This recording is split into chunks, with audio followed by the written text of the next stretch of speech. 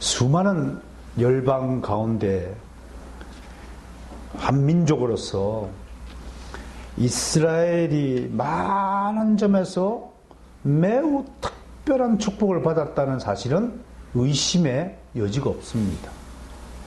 오늘날 우리가 그리스도인이라고 불리는 우리가 뭐 미숙하다, 뭐 모자란다, 뭐 잘못 믿고 잘못 알고 잘못 행한다 할지라도 그리스도인들보다도 더 큰 축복을 받은 존재는 없다 이겁니다. 그러나 그것 자체만으로 이스라엘 백성 그리스도인들이 안심할 수 있고 태평스러워야 하느냐라고 묻는다면 그건 아니다. 아니다. 우리에겐 받은 축복, 가지고 있는 특권에 상응하는 의무가 있다.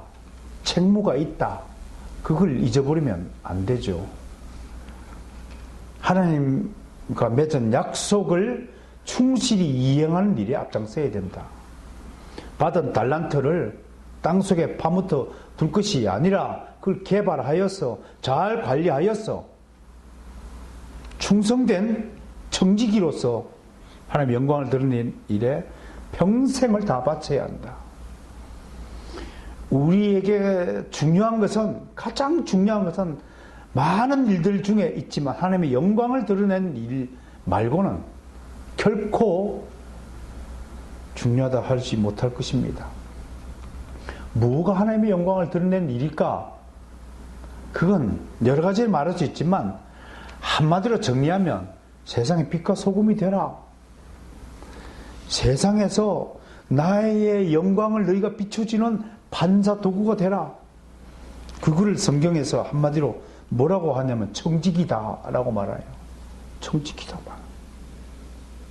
고린도전서 4장 1절에서 너희는 하나님 그리스도의 일꾼이요 하나님의 비밀을 맡은 자로 여길지어다. 여김을 받을지어다. 여김을 받을지어다 그랬어요. 너희 스스로 여길지어가 아니라 누구한테 받아요? 하나님으로부터 받아야 되지만 세상 사람들한테도 야 당신은 진짜 하나님의 일꾼이군요. 하나님의 뭐 비밀을 맡은 사람이군요 라고 인정함을 받는 자가 되라고 사도 바울은 우리에게 말씀했습니다. 하나님의 도구다. 그걸 세상 사람들한테 인정받아야 된다는 거예요. 그래야 되겠죠? 그래야 진짜 그리스도의 일꾼이요 하나님의 훌륭한 청지기가 되겠죠. 손가락질 받는다면 이미 그는 일꾼으로서의 자격을 상실한 것이겠죠. 그러면 일꾼으로 상실했다는 것은 하나님과 맺은 약속을 위반했다는 거예요. 주일날 교회에 나와서 예배 드리고 안 드리고 뭐 중요하지만 무엇보다도 예배를 안 드리는 것은 하나님과의 약속을 위반하는 일이라는 사실을 깨달을 필요가 있어요. 이 청지기직이 얼마나 놀라운 직분이냐, 얼마나 영광스러운 직분이냐를 새삼 강조할 필요가 있겠습니까? 모든 이스라엘, 모든 시대의 그리스도인은 바로 이 직분을 수행하기 위해서 하나님으로부터 먼저 부름을 받은 사람입니다. 단지 조금 빨리 부름을 받았다라는 것입니다. 부름을 받았으면 당연히 그냥 하나님께 불려가면 제일 좋을 텐데 천국으로 바로 가버리면 얼마나 좋을까요? 그렇지 않을까요? 근데 왜 하나님이 구원받은 백성을 당장 하늘나라로 데려가지 않으시고 이 땅에 남겨두시는가? 라는 질문에 답을 한다면 바로 이 청지기직을 수행하면서 하나님의 영광을 더 많이 드러내고 오라는 하나님의 부탁이라면 부탁일까요? 명령이라면 명령일까요? 그것이 있기 때문에 그렇습니다. 그러면 하나님은 또 그런 우리에게 하나님의 약속을 충실히 이행하는 자에게 빈손으로 우리에게 대접하시느냐? 그렇지 않다는 거예요. 이 생의 삶에서도 복을 주고 나중에 마지막 심판대에 가서도 엄청난 상급을 가지고 우리를 대접해 주신다는 것이에요. 그런데 우리 속에는 늘 이 땅에 살면서 좀 잘 살았으면 좋겠다라는 육신적 욕구가 늘 가득해 있어요. 누누이 하나님은 모든 것은 다 내 것이다라고 말을 하는데도 불구하고 우리는 한편으로는 늘 내 것이 또 있다라고 생각하는 거예요. 내가 지난 시간에 한국인들은 뼛속까지 유교주의자고 유대인들은 뼛속까지 율법주의자라고 육신주의자라고 말했어요. 모든 죄인은 뼛속까지 육신적인 삶을 추구해요. 믿음으로 고백은 하죠. 너무 중요하죠. 당신을 믿습니다. 당신을 사랑합니다.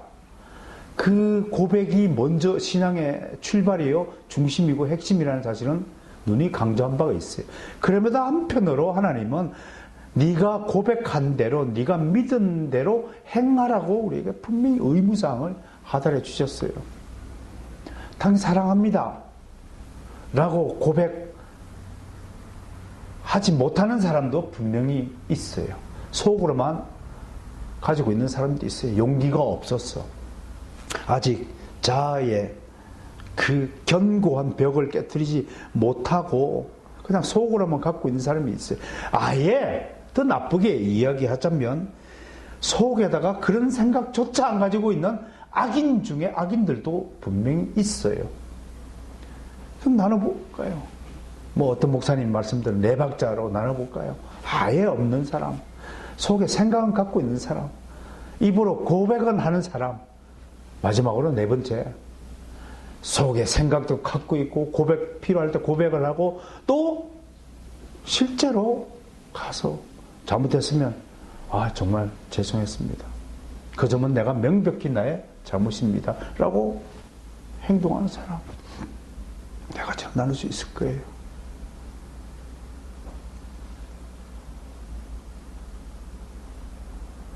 이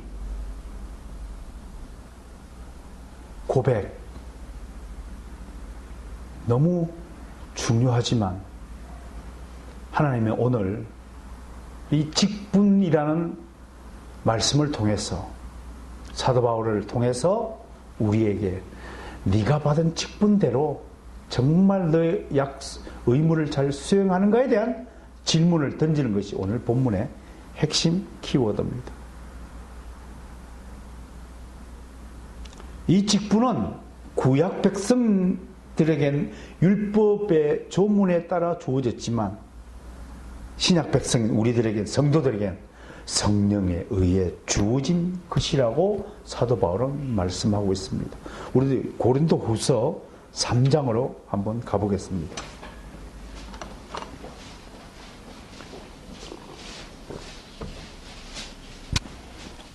고린도후서 3장 6절, 8절 함께 읽겠습니다. 시작. 그가 또한 우리를 새 언약의 일꾼 되기에 만족하게 하셨으니 율법 조문으로 하지 아니하고 오직 영으로 함이니 율법 조문은 죽이는 것이요 영은 살리는 것이라.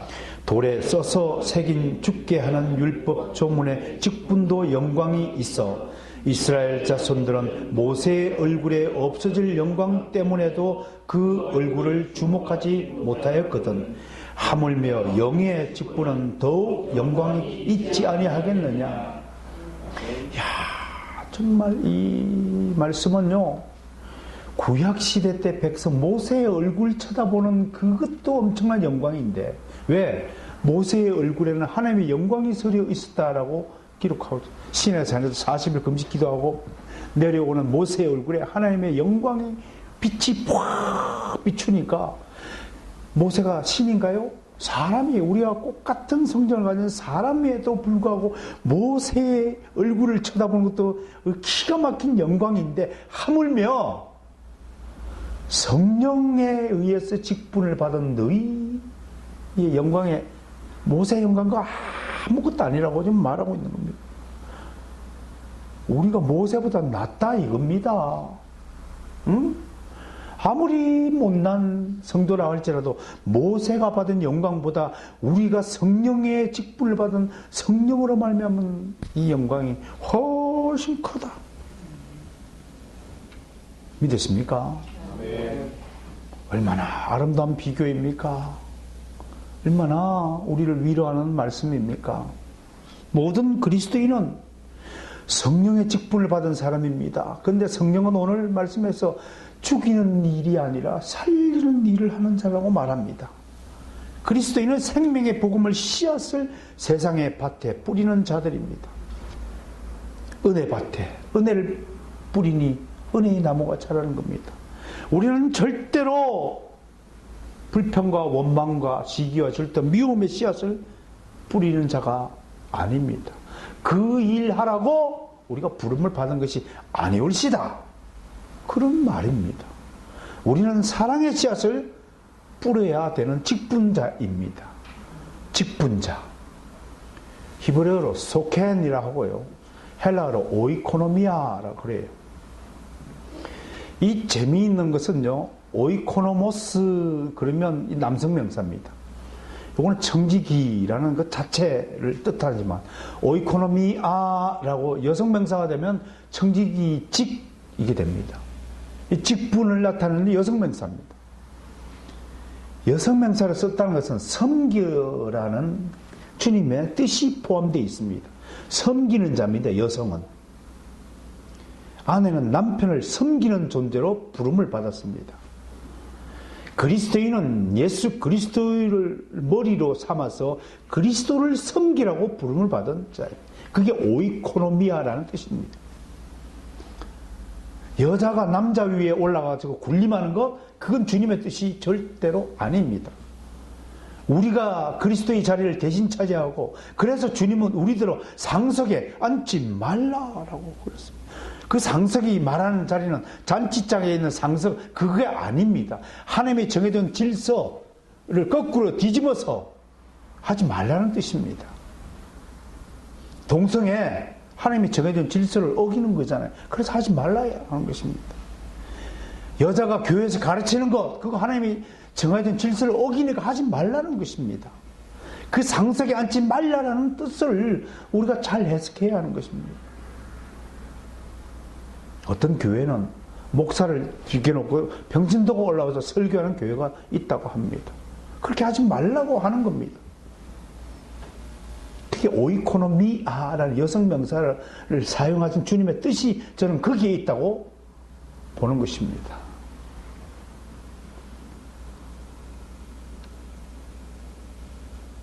나라에도 대통령을 세우시는 하나의 목적은 대통령의 권세에 복종하라는 국민의 의무가 주어진 것입니다. 그러니까 함부로 대통령을 욕을 하면 안 됩니다. 그건 하나님의 뜻을 정면으로 거스르는 것입니다. 그분이 나의 철학과 내 개인적인 소신에도 반하는 정책, 나한테 비록 손해를 끼치는 정책을 펼친다 할지라도 하나님이 세우셨다는 것을 믿는 사람이라면, 그런 격주의자, 칼빈주의자라면, 성도라면 절대로 대통령을 욕을 해서는 안 됩니다. 저지해서도 안 됩니다.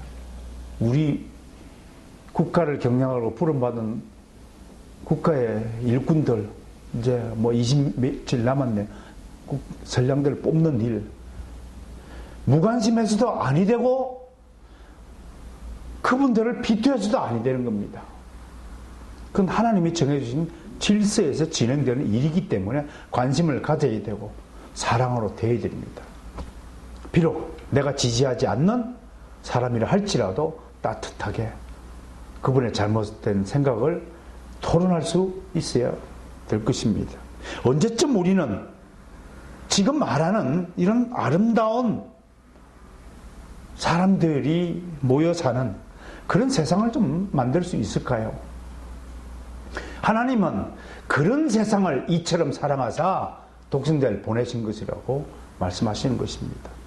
악의 세상이 아니라 정말 당신의 뜻으로 말미암아 부름을 받은 그리스도인들이 정말 청지기 직분을 잘 수행하면서 서로를 사랑하고 서로를 섬기는 일에 아낌없이 자기 인생을 투신하는 그런 아름다운 사회는 정말 요원한 것일까요? 빛은 사랑이고 생명입니다. 우리는 빛의 자녀입니다. 빛의 직분을 받은 청지기 올시다. 무엇보다도 그리스도인은 자기 안에다가 생명의 빛을 소유해야 됩니다. 생명의 능력을 가져야 됩니다.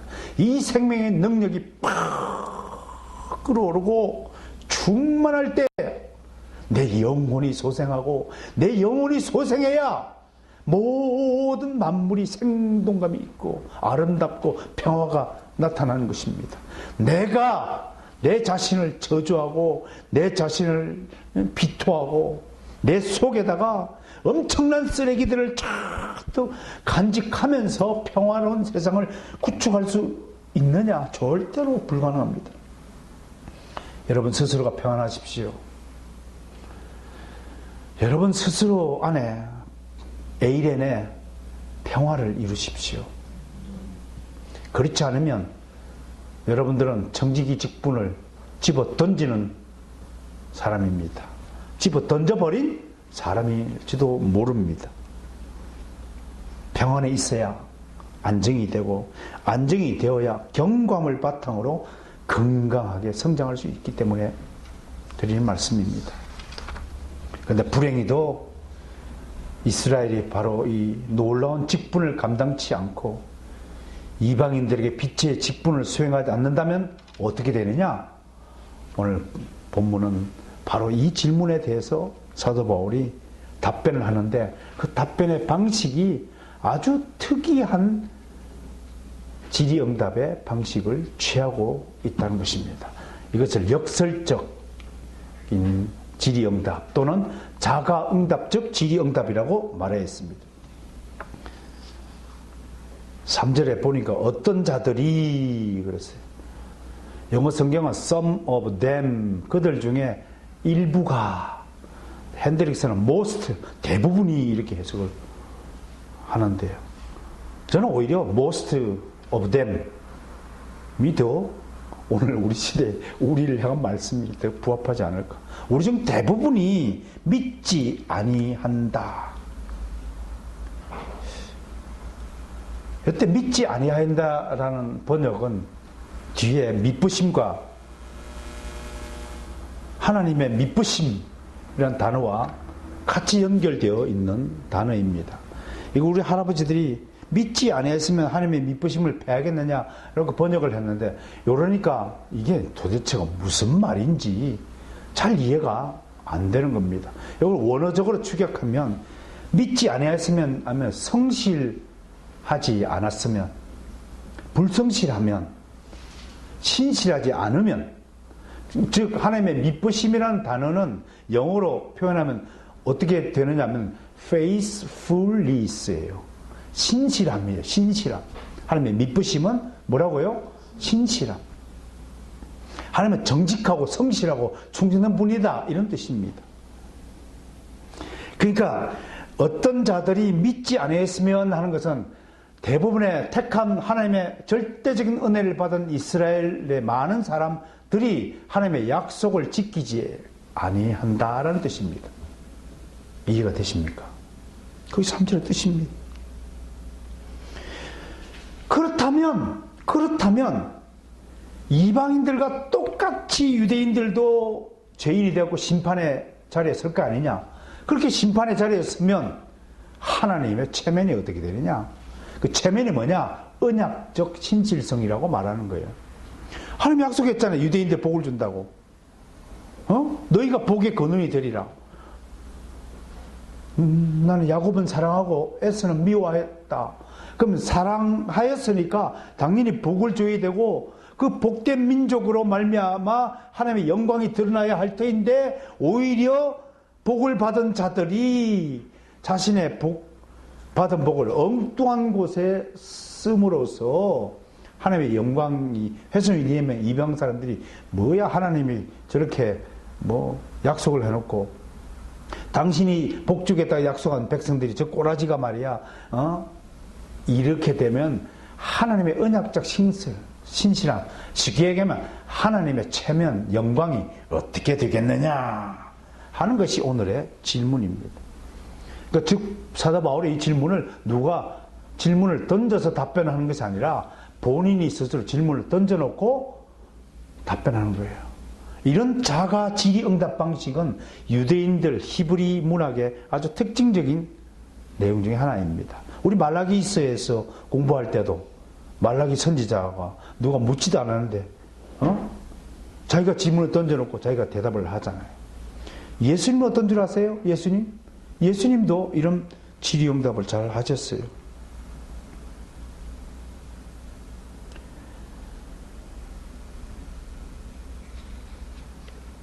그 바리새인과 서기관, 요한복음 7장인가 하나 예를 들자면 바리새인과 서기관들을 이제 만나잖아요.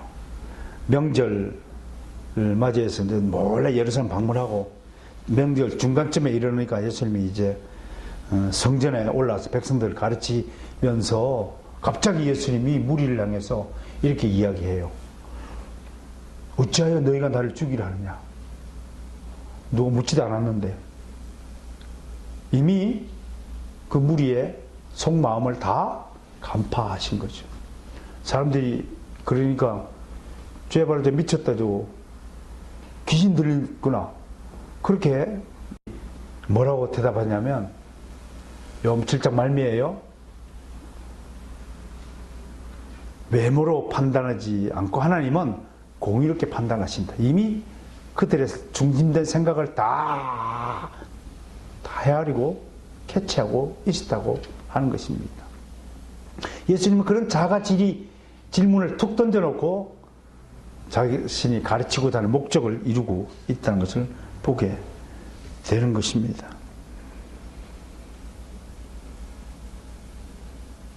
우리가 이 땅에서 그리스도인으로 정말 잘 살아야 됩니다. 잘못 살면 하나님의 미쁘심, 하나님의 신실하심이 이방 사람들에게서 조롱의 거리가 되기 때문에 그렇다는 것입니다. 미쁘심, 그건 진실함이요, 정직함이요, 충성됨이겠죠. 이게 훼손되면 하나님의 영광의 훼손이 되는 겁니다. 시편 115편 1절 제가 읽어드리겠습니다. 여호와의 영광을 우리에게 돌리지 마옵소서. 오직 주는 인자하시고 진실하심으로 주의 이름에만 영광을 돌리소서라고 노래했습니다. 주님만이 미쁘신 분이심으로 영광을 받으셔야만 됩니다. 그런 뜻입니다. 그러면 우리가 어떻게 행동해야 될까? 고민해야죠. 우리의 언행이 하나님의 미쁘심을 조금이라도 훼손한다면 그게 꼬투리가 되어서 이방 사람들이 탁 공격을 할 거란 말이에요. 그런 것들을 바라보시는 하나님의 마음이 어떨까라고 생각을 해봅니다. 아무튼 바울의 논리는 이겁니다. 사람들이 하나님을 믿지 않고 불성실하니까 지금 세상 사람들이 어떻게 욕을 하냐면 믿는 사람들이 하나님의 약속을 위반하고 불성실하니까 하나님의 신실함, 하나님의 미쁘심은 없는 것이다. 혹은 그 잘못된 것이다. 그런 주장에 대해서 바울은 단호하게 하나님의 백성 그리스도인들이 잘못 믿고 그리스도인들이 빛의 정직이직을 잘 수행하지 않는다고 하여서 하나님의 신실함이 사라지는 건 절대 아니다. 사람은 믿음대로 행하지 못하고 사람은 정말 탐욕스러운 행동을 한다 할지라도 하나님은 인간이 어떻든 간에 하나님은 하나님이시다. 하나님은 신실한 분이시고 하나님은 믿어야 될 분이시다. 완전하신 분이시다. 인간의 여부, 자신이 택한 백성 여부에 따라서 결정되는 분이 아니다라고 말합니다. 목사가요 있어요. 목사에게도 자녀들이 있어요. 되게 좀 미안하지만 역사적으로 목회자의 자녀들이 똑바로 이렇게 사는 경우가 크게 드물어요. 목회자의 자녀로 산다는 것이 굉장히 부담스럽기 때문에 그럴 수도 있을 것입니다. 교장 선생님 자식 치고 공부 잘하는 자식이 없다, 뭐 그런 말이 있지 않습니까? 목회자의 자녀가 되었다는 사실은 여러 가지로 불리한 조건을 가진다는 뜻입니다. 열심히 하고 잘하면 당연한 것이고 조금만 실수하면 바로 공격의 대상이 되는 것이 그 직분입니다. 우리 그리스도인들이 마찬가지예요. 세상에서 그리스도인이 하나님의 자녀가 되었다는 것은 잘해야 믿져의 본전입니다.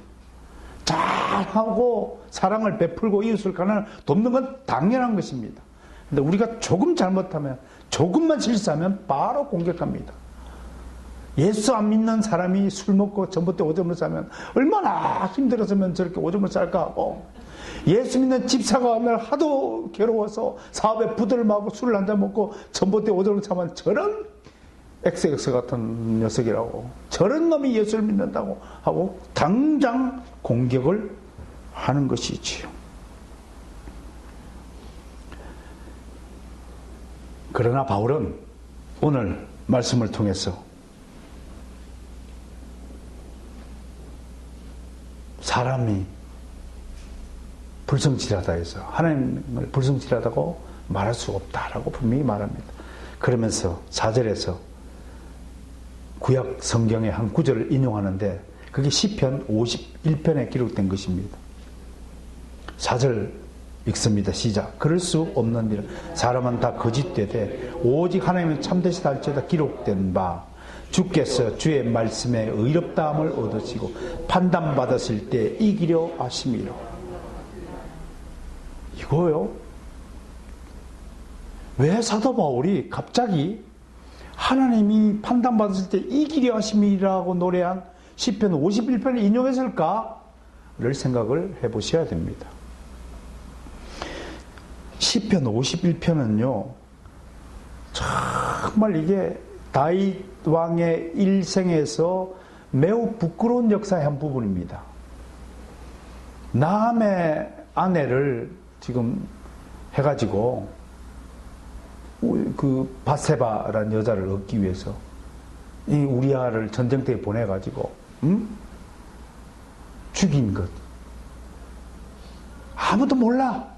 사실은 아무도 모르는 거야. 근데 누가 알아? 나단 선지자는 아는 거예요. 그래서 선지자요. 선지자가 뭐예요?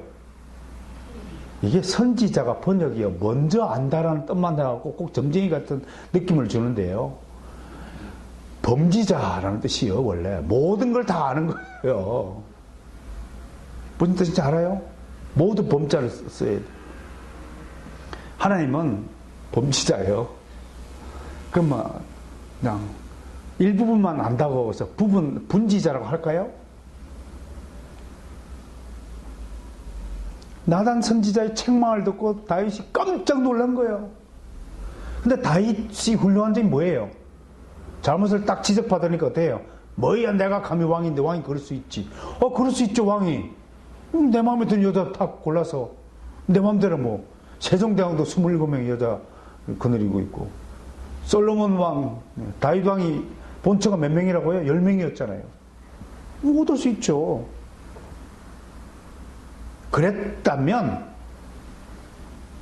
역사는 달라졌을 것입니다. 근데 다윗 왕이 훌륭한 점이 뭐예요? 선지자가 탁 지적을 하니까 바로 무릎 꿇고 잘못했습니다.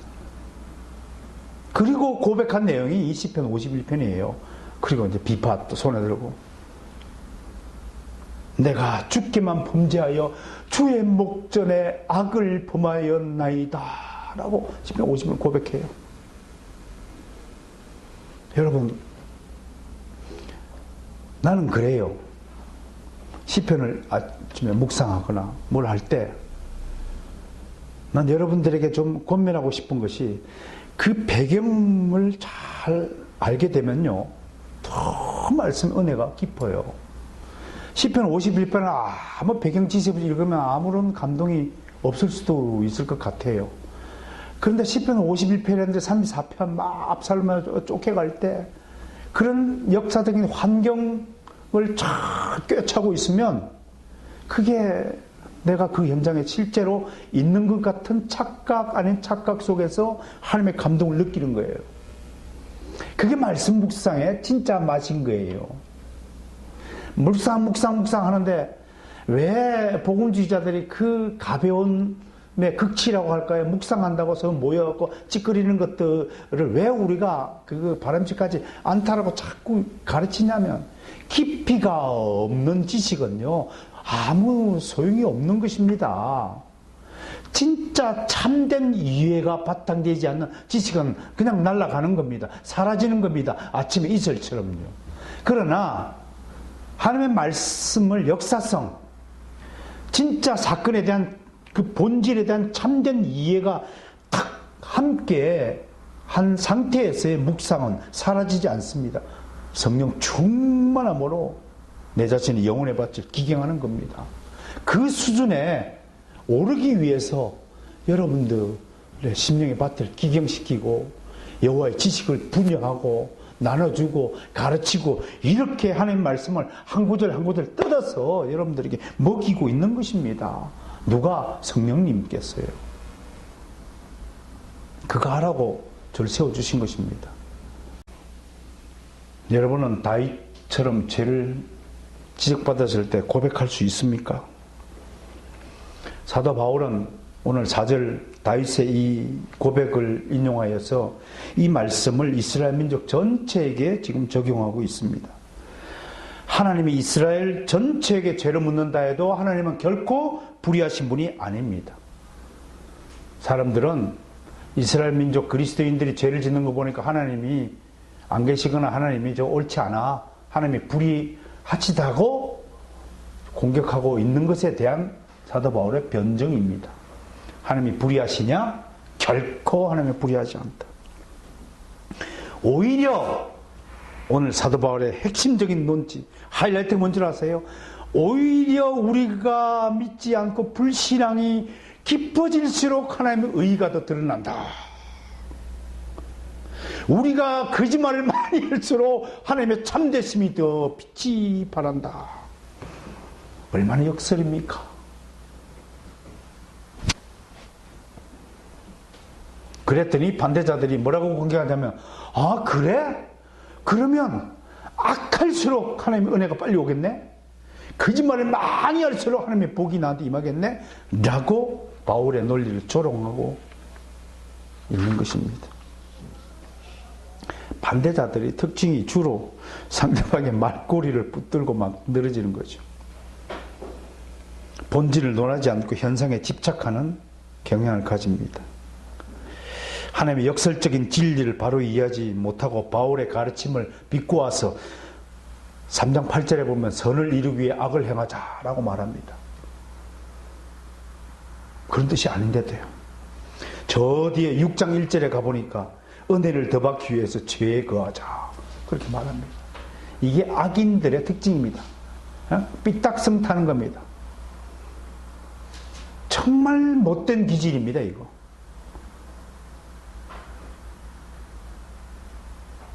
개걸음 치는 겁니다.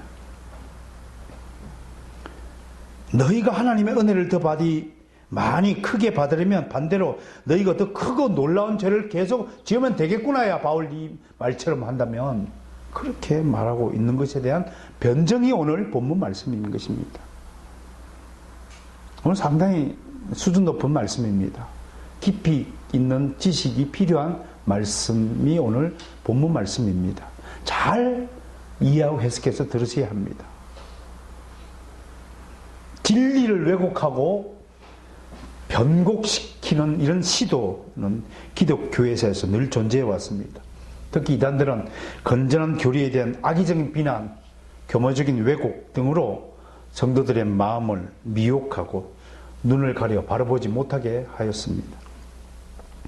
기독교에서 교리는 교회의 생명입니다. 교리 없는 기독교회, 그건 참된 기독교회가 아닐 것입니다. 2000년 기독교회사에서 사탄은 부단히 이 기독교회가 가지고 있는 위대한 교리 체계를 무너뜨리기 위해서 온갖 계책을 꾸며왔습니다. 그래야 지금 사단은 교리 없는 기독교를 만드는데 성공했습니다.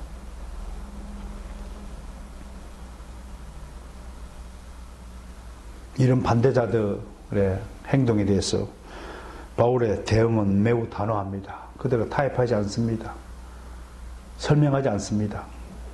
8절에서 뭐라고 결론을 내리다면 끝에 그들은 정죄받는 것이 마땅하다 라고 결론을 내립니다. 여러분, 야경꾼이라는 작품을 기억하는지 모르겠네요. 저는 아주 어렸을 때 이거 읽은 것 같은데요. 나이트 워치, 렘브란트라는 작가의 작품입니다. 어두운 그림자가 불빛을 더욱 빛나게 한다.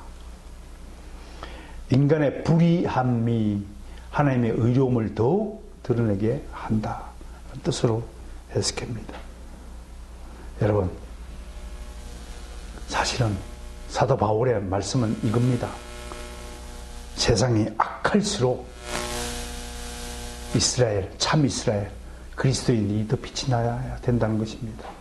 그걸 역설적으로 말하는 겁니다. 난세에 영웅이 태어나는 것입니다. 검정색 바탕에서 흰색이 더욱 도드라져 보이는 것입니다.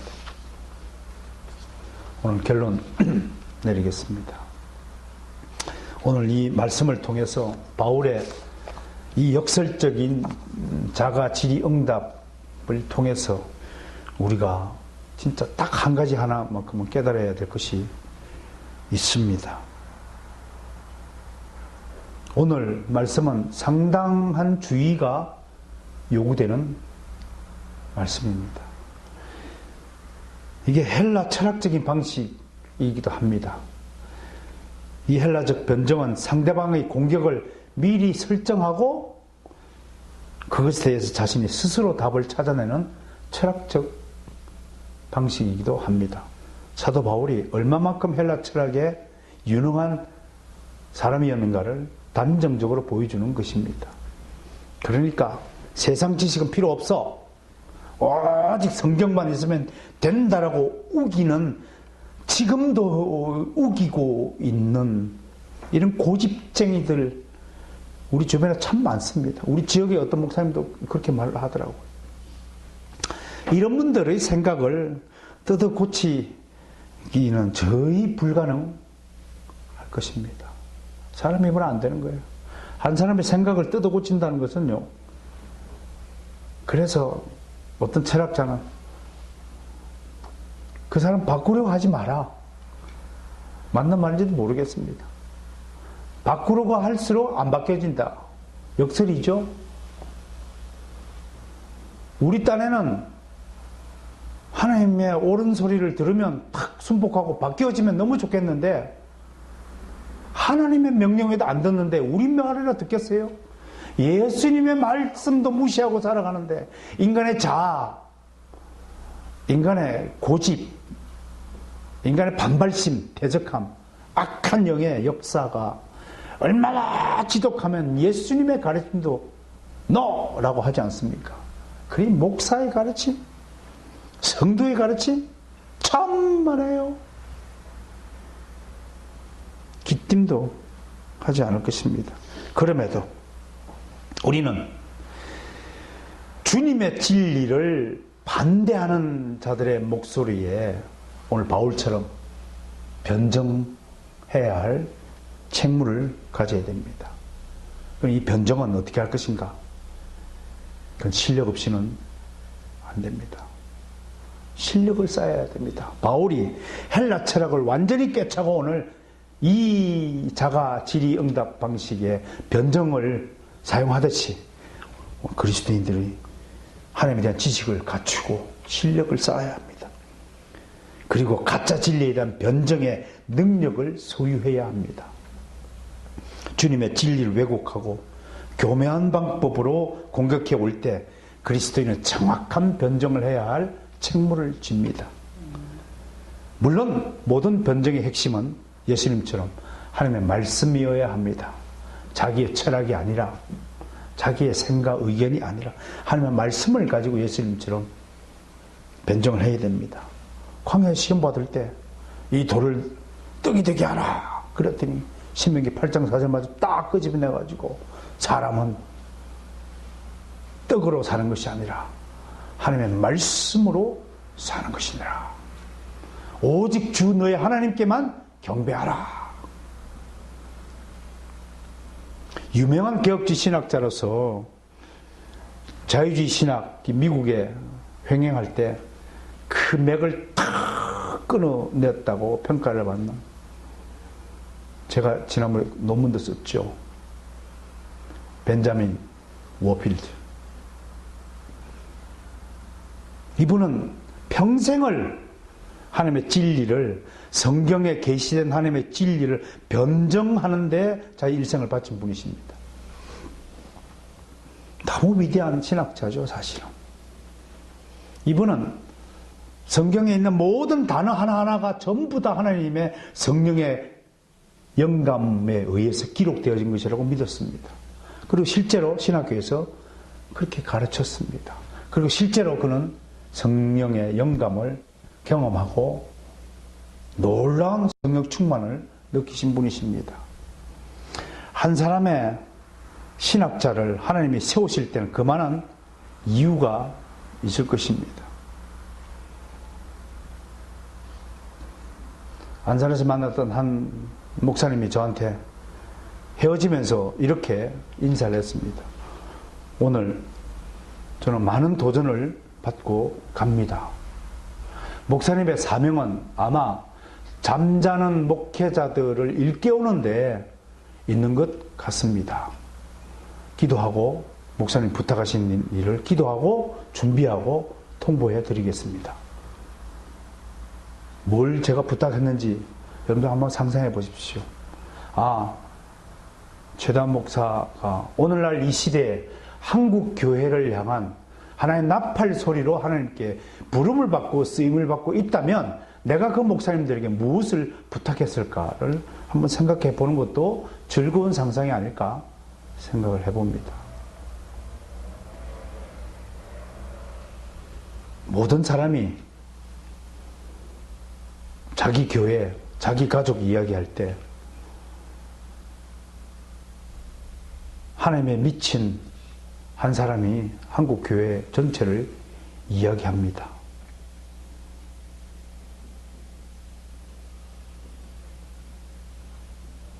어떤 결과가 나타날지 저는 모릅니다. 그저 성령께서 인도하시는 대로 할 것입니다. 많은 사람들은 아리엘 교회의 숫자에 대해서 관심이 있습니다. 저는 단호하게 진정한 교회에 성장한 한 사람의 영적 성장에 달려있다. 그것이 진짜 교회의 성장이다. 부르짖습니다. 여러분들이 얼마나 인격적인 존재가 되는가에 교회의 성장이 달려있습니다. 나는 솔직히 이제 우리 4사람의 청년들을 어떤 교회의 청년과 바꾸고 싶지 않습니다. 왜냐고요?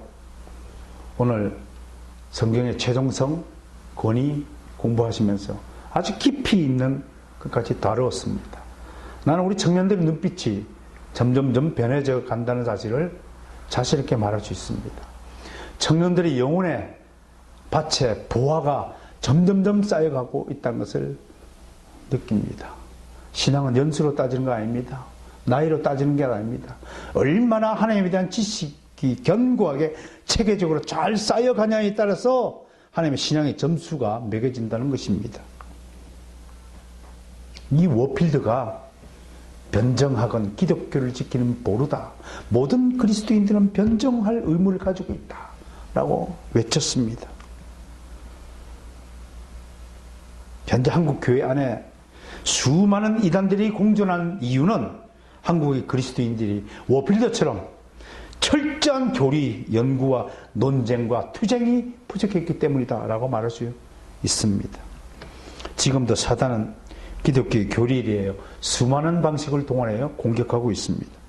정말로 성령의 능력에 힘입지 않고서는 사단의 집요한 공격을 당해내기 힘듭니다. 그러나 하나님은 우리에게 궁극적인 승리를 보장하고 있습니다. 제가 믿는 유일한 언덕은 바로 이 궁극적인 승리입니다. 제가 살아있는 동안에도 성공을 거둘지 못할 수도 있을 것 같다라는 생각을 요즘 최근 들어서 많이 하고 있습니다. 내가 살아생전에는 개혁주의 센터, 리폼드 센터가 설립되지 않을 수도 있겠다라는 생각까지도 합니다. 그러나 저는 지금 이 순간에 여러분 앞에 하나님이 함께 하시는 궁극적인 승리는 반드시 보장되어 있다고 말씀드리고 싶습니다. 그저 두벅두벅 걸어갈 것입니다.